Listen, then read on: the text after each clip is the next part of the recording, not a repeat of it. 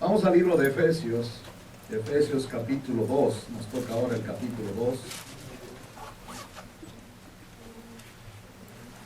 Dice, uno de los filósofos dice, pienso, luego existo. Con nosotros no es así, con nosotros es creo y entonces soy. Vamos a ver hoy, es el tema de hoy, el ser, lo que somos. El tema que hemos estado tratando realmente es la posición nuestra de lo que somos en Cristo. Y aquí él lo presenta de una forma magistral. Y hace la diferencia de la vida vieja con la vida nueva y tira la línea porque realmente en Cristo ya somos nuevas criaturas. Y la vida vieja no nos interesa. Miren conmigo, vamos a leer juntos Efesios capítulo 2, versículos 1 al 3. En al unísono vamos a leer esta tarde, ¿les parece? Efesios 2, 1 al 3 dice la Escritura: y Él os dio vida a vosotros cuando estabais muertos en vuestros delitos y pecados, en los cuales anduvisteis en otro tiempo, siguiendo la corriente de este mundo, conforme al príncipe de la potestad del aire, el espíritu que ahora opera en los hijos de desobediencia, entre los cuales también todos nosotros vivimos en otro tiempo, en los deseos de nuestra carne, haciendo la voluntad de la carne y de los pensamientos, y éramos por naturaleza hijos de ira, lo mismo que los demás. Él os dio vida a vosotros, dice. El cuadro que tenemos aquí para pensar es el asunto de la creación de Adán. La vida que recibe Adán fue por un soplo divino. El Señor sopló en la nariz de esta figura que él hizo, el hombre del polvo, y le da vida. Y dice, vamos a mirar eso en Génesis 2:7. Las cronológicas nos ayudan mucho en esto y yo sé que por muchos lugares están estudiando las cronológicas y me alegro muchísimo. Tantas personas que conocí que están estudiando las cronológicas. En el 2:7 es el tema de la creación y dice, entonces Jehová Dios formó al hombre del polvo de la tierra y sopló en su nariz aliento de vida. Él es el que da la vida. Y fue el hombre un ser viviente. La ontología es el estudio del ser. Y el hecho de que el hombre sea o exista, si ustedes quieren, es por la voluntad de Dios. Un acto soberano de Él. Él da la vida. Él puso su vida por nosotros. Eso es tan importante porque la discusión por todo lado es ¿dónde empezó la vida? La Biblia tiene la respuesta. Dios es la vida y Él nos dio la vida.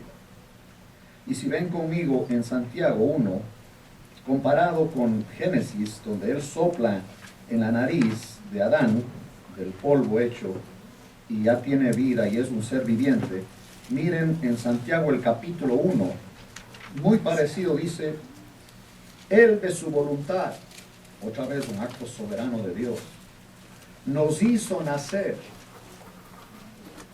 Y obviamente nosotros entendemos el nuevo nacimiento aquí. Nos hizo nacer, ¿por qué? Por la palabra de verdad. Él habla y nosotros al oír su voz creemos y empezamos una vida nueva. Así fue con nosotros y siempre ha sido así. El punto es, si Adán no tuvo nada que ver en la creación de él, porque nada tuvo que ver, él nunca sugirió nada, ni cuando Dios hizo a Eva tampoco Adán tuvo nada que ver porque Adán estaba dormido. Recuerden eso. Gracias a Dios que Adán estaba dormido y no estaba opinando. ¿Okay? Gracias a Dios. Él no tuvo nada que ver en la creación original, menos nosotros tenemos que ver en la segunda creación. Porque una persona que está, como vamos a ver, alejada de Dios y en tinieblas, jamás escogería acercarse a Él, a menos que Él te traiga, Él te llame y Él te dé la vida a través de la palabra. Como dice aquí, Él de su voluntad, es un acto soberano, nos hizo nacer por la palabra de verdad para que seamos primicias de sus criaturas. Miren nomás eso. Él de su voluntad nos hizo nacer. Este nuevo nacimiento, esta vida nueva, esta vida que en el capítulo 2 del libro de Efesios dice, Él os dio vida a vosotros. El término que él usa es que ahora somos. Ya no somos nadie, ahora somos. Él nos regresó al plan original de Dios de hacernos a la imagen de Él. En Génesis 1:26 dijo Dios, hagamos al hombre a nuestra imagen y semejanza. se echa a perder con la incredulidad de la abuela Eva, de Adán, por las insinuaciones del diablo. Es como si ustedes tienen un cuadro hermoso y alguien avienta una cubeta de pintura negra y le echa a perder todo el cuadro. Dios no estuvo sorprendido por eso, porque Él desde antes del comienzo de los siglos ya había decidido el pacto eterno de la Trinidad, lo que iba a pasar. Él sabía todo eso. De hecho, ya nos salvó a nosotros y nos dio la gracia de Cristo a nosotros antes del comienzo de los siglos. Y eso es difícil de explicar, imposible explicar. Él dice, Él os dio vida a vosotros. Esta vida que Él nos dio está en Juan 10:10. Vamos a verla ahí, Juan 10:10.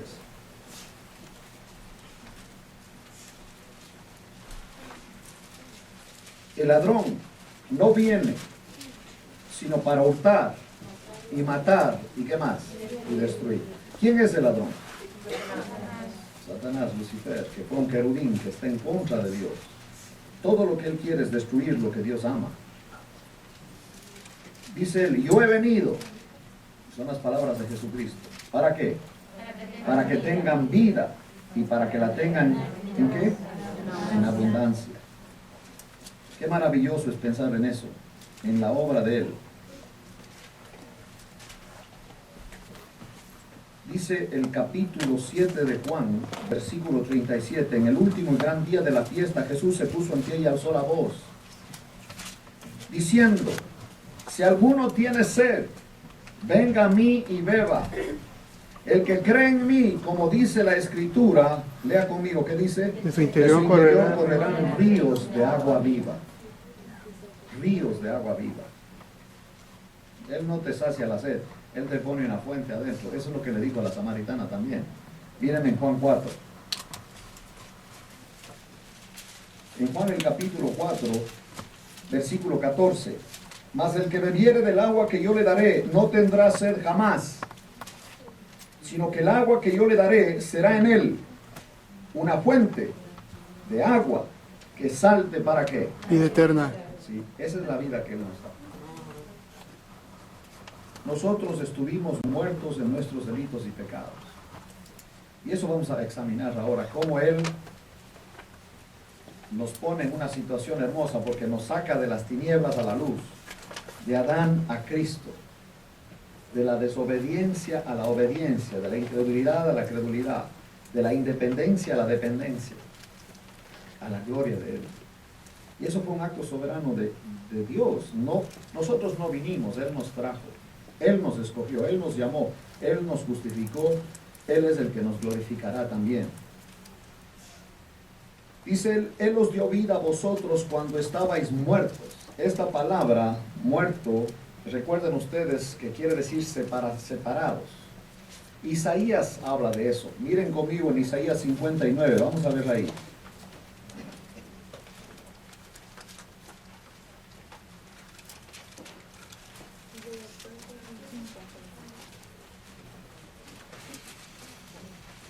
Dice en el versículo 1, 59:1 de Isaías. He aquí que no se ha acortado la mano de Jehová para salvar, ni se ha agravado su oído para oír. Versículo 2 juntos. Pero vuestras iniquidades han hecho división entre vosotros y vuestro Dios, y vuestros pecados han hecho ocultar de vosotros su rostro para no oír. Una separación. Es lo que le pasó a Adán y a Eva, que luego de la caída son echados del jardín. Y Dios puso que cuidaran el árbol de la vida para que no comieran de ese árbol. Y los echó fuera del jardín. Cosa que obviamente no estaba en el plan de Dios. Pero esas son las consecuencias del pecado. La paga del pecado, ¿qué es? Muerte. Y la muerte, cuando se refiere a la muerte en la Biblia, es separados de Dios. Este concepto está también en Efesios 4. Miren lo que dice Efesios 4, versículo 17. Esto pues digo y requiero en el Señor, que ya no andéis como los otros gentiles. Como los otros gentiles se refiere a los gentiles que no son creyentes, que andan, caminan, ¿en qué? En la vanidad de su mente, teniendo el entendimiento entenebrecido. Esa es la situación. Eso es una persona muerta espiritualmente. andan en la vanidad de su mente. Si todo lo que piensan, todo lo que les gobierna es vano, no va a ningún lado. El filósofo sí es aplaudido, es levantado, reconocido por sus libros, la cátedra, pero muere y le entierran a él y su filosofía. Y luego aparece otro más listo que él. Ese es el ser humano, con sus filosofías humanas, que ya vamos a ver que tienen un trasfondo de Lucifer. Porque solamente hay dos fuentes de sabiduría. La una es de Dios y la otra es de Lucifer. Y el mundo entero está bajo el maligno. Dice aquí en el versículo 17, andan en la vanidad de su mente. Versículo 18, teniendo el entendimiento entenebrecido, viven en tinieblas, no entienden nada, no saben nada, y bajo temor, igualito que Adán, con miedo a lo que es más allá, miedo a la muerte, miedo al mundo espiritual. Obviamente lamento decirles que el hombre moderno, en vez de llegar a Dios en el más allá, hablando de lo metafísico, lo que es más allá de lo físico, va con brujos y va al esoterismo en lugar de acercarse a Dios, va a las cosas que tienen su origen en Lucifer. Y dice aquí, ajenos de la vida de Dios, no tienen la vida de Dios, todo lo de Dios es extraño para ellos. Es el mundo moderno. Lo que Dios dice no tienen ni idea de lo que Dios dice, y por tanto sus vidas no refleja la voluntad de Dios, simplemente refleja un mundo que está bajo el maligno. Y eso es terrible porque así vivíamos también, ajenos de la vida de Dios.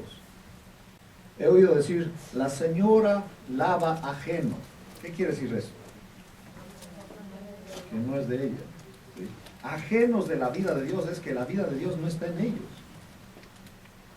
Es un desconocido, no tiene nada que ver con ellos. Sí hablan de Dios y mencionan a Dios, pero no es el Dios de la Biblia.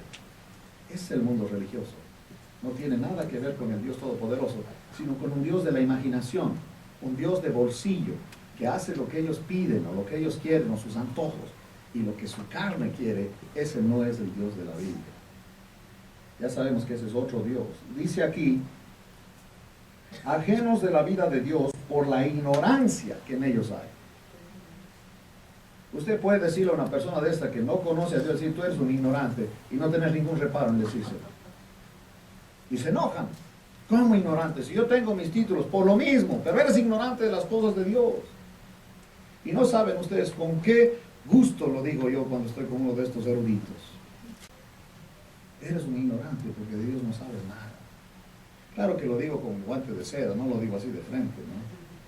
Pero en el fondo dicen, me acabo de dar cuenta que yo de Biblia no sé nada, de Dios no sé nada. Exactamente, hay que ponerse a estudiar. Empieza por las cronológicas.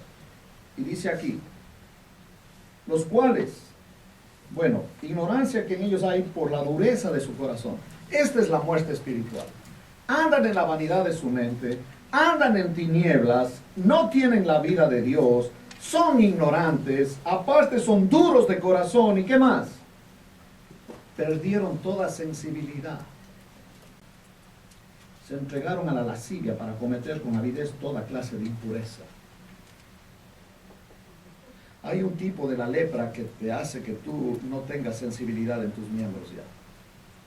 Puedes cortarte un dedo y no sientes nada. Así hace esta gente. La Biblia dice que el impío tropieza y no sabe ni en qué tropieza. Y si supiera, le vale tampoco. El Señor Jesucristo dijo, no vienen a la luz, ¿por qué? Porque sus obras son malas y no quieren ser expuestos. Esta es la muerte espiritual. Y uno diría, si una persona está en esa condición, ¿cree usted que una mañana un hombre que vive de esa manera diga, hoy voy a buscar a Dios? Jamás. Si Dios no se mete en el terreno de su vida, nunca va a venir. Así que dale gracias a Dios que Él te agarró, porque fue Él. Esto no fue de voluntad humana. Eso fue la pura gracia de Dios que te sacó de las tinieblas. Y ahora hay cosas que entiendes, pero hay mucho más que necesitamos entender. Y apropiarnos de ello y disfrutar y vivir en el reposo, en donde Dios es todo para nosotros. Así que ahí está descubierto eso en cuanto a la situación de la muerte.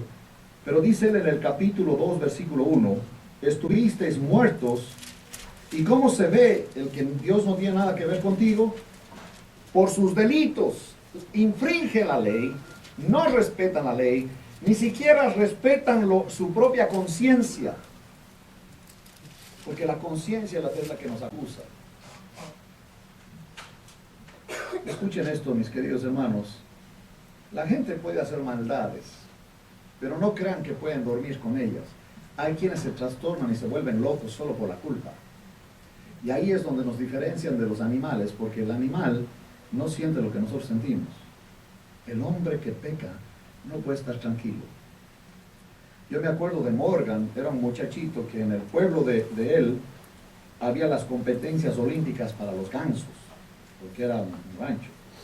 Y entonces el rancho más veloz se llevaba el ganso que ganaba en la competencia nadando, le daban una medalla, y el ganso de la casa de este Morgan ganó.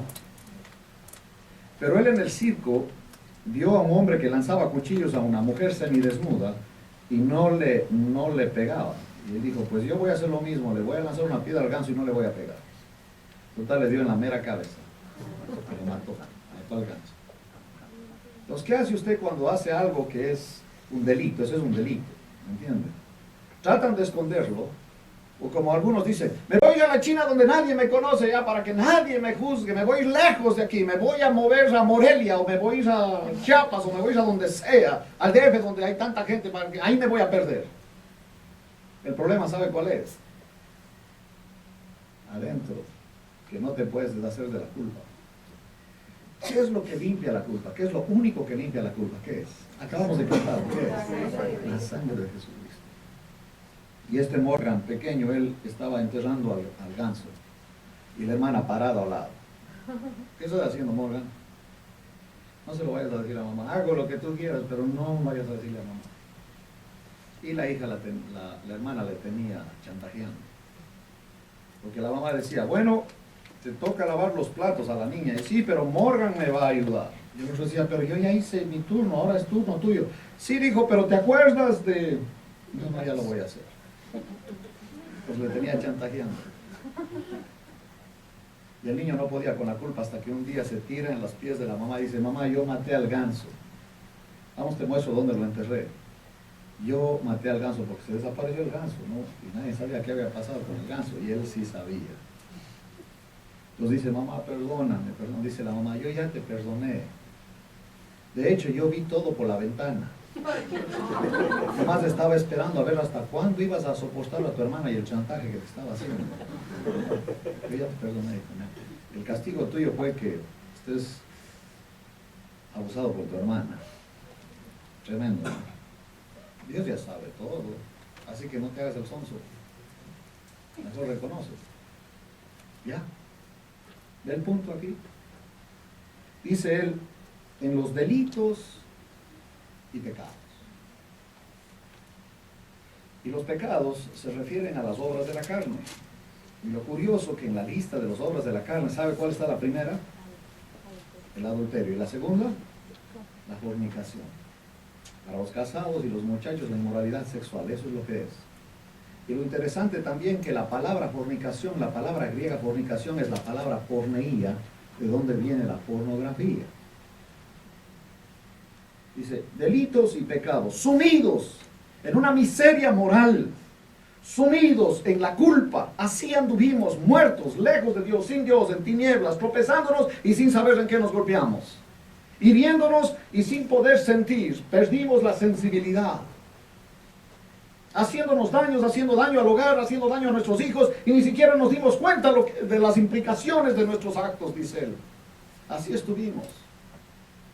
Y los de Éfeso, con su diosa Diana, que tenía adentro 1000 prostitutas, imagínense, la religión promovía la inmoralidad, ¿cómo estaría esa sociedad? En donde había exorcistas ambulantes. Así era Éfeso. Y de ahí salieron estas personas. De la miseria moral, de los delitos y pecados, Él los dio vida. ¿Cuándo fue eso? Cuando oyeron el Evangelio, la palabra de verdad, y habiendo creído en Él, fuisteis, ¿qué dice? Sellados ¿con quién? Con el Espíritu Santo, que es la garantía de nuestra redención. Lutrón, ¿se acuerdan de Lutrón? Entonces, Él es el que nos dio vida. Y obviamente, eso es maravilloso porque ahora soy. Ya no estoy muerto en tinieblas, ahora soy un ser nuevamente en donde el Espíritu Santo es mi vida y Él reproduce la vida de Cristo. Creo y luego soy. A mí me encanta hablar de esto con los filósofos. Digo, porque los filósofos saben lo que ellos dicen: pienso y luego existo. Yo no existo, soy. Tengo vida, no solo existo. ¿Ve la diferencia entre existir y tener vida? Por eso dicen que nosotros somos de los animales. No. Una es la naturaleza de los animales, otra es la naturaleza de los hombres. Y nosotros no somos animales. Y un creyente tiene vida, la vida de Dios en nosotros, a través del Espíritu Santo. Ya no estamos separados de Él. Y por eso cuando tú haces algo que no está bien, por eso te sientes mal y te deprimes. Y no es por la conciencia, porque la conciencia tiene sus límites. Hay quienes tienen la conciencia cauterizada, encauchada, digo yo. ¿Ven lo que tenemos aquí, estas lámparas? Se ven bonitas y son prolijos en desaparecer los alambres, porque no vemos ningún alambre aquí, ¿verdad? Solo aquí en el piso hay alambres. Pero por arriba se encargan de desaparecer todos los alambres. Pero aquí hay un montón de alambres. Si quitan este techo, que es de espuma parece, van a encontrar un montón de alambres por donde viene la corriente. Pero los alambres regularmente están hechos de cobre. Y los alambres no podemos manejar los pelones, tienen que estar cubiertos de plástico, ¿verdad? Porque si tú agarras un alambre que no tenga plástico, ¿qué te va a pasar? Te va a dar un toque. Sí. Hay quienes ya tienen el corazón encauchado, ya no sienten nada, les tocas y no sienten nada, y hacen barbaridad y media y no sienten nada, no tienen afecto natural, ya están en unas tinieblas profundas. Por eso oímos de los crímenes que oímos. Básicamente ya la conciencia está cauterizada, no les importa nada, no sienten nada. Hasta ese nivel puede llegar el hombre. Y estando ahí, dice él, nos dio vida. Ahora, miren la descripción que hace. Versículo 2. En los cuales anduvisteis es ya no más. Antes del punto de que vinieron a Cristo ustedes, todo eso se quedó atrás. Ya no es parte de su vida, ya no es parte de su conducta. Eso se acabó. Qué hermoso es poder hablar así. De ese día del nuevo nacimiento para atrás, borrado todo, y de ese día para adelante una nueva vida ahora en el poder del Espíritu Santo. Anduvisteis, ya no más. Y él tiene que decirlo. En otro tiempo vivisteis en esa vida, siguiendo ¿qué? La corriente de este mundo. Debe poner ahí la palabra, la traducción al lado, debe ser la moda del mundo. Siguiendo la moda del mundo. Lo que el mundo proclama, eso también proclamo. Lo que el mundo acepta, eso también acepto. Resulta que no es así con los creyentes. Antes era así, nosotros ya no somos mundanos. Y en lo espiritual, menos vamos a aceptar lo que el mundo promueve. Como me dicen a mí, ¿tú no lees el horóscopo? Me preguntan a mí si yo leo el horóscopo. Y eso sí me saca de quicio. Y yo le digo, oye, ¿yo qué tengo que andar leyendo horóscopo? ¿Qué quieres yo que esté leyendo horóscopo? A ver, hermanito, ya deje de andar leyendo eso. Y me dicen, ¿y no quieres saber lo que dicen las estrellas de ti? A mí que me importa lo que digan las estrellas. A mí me interesa saber lo que dice el que las hizo. El que hizo al sol y las estrellas. Lo que él dice, eso me interesa, no lo que digan las estrellas. Porque las estrellas regularmente se equivocan. Como los proverbios chinos.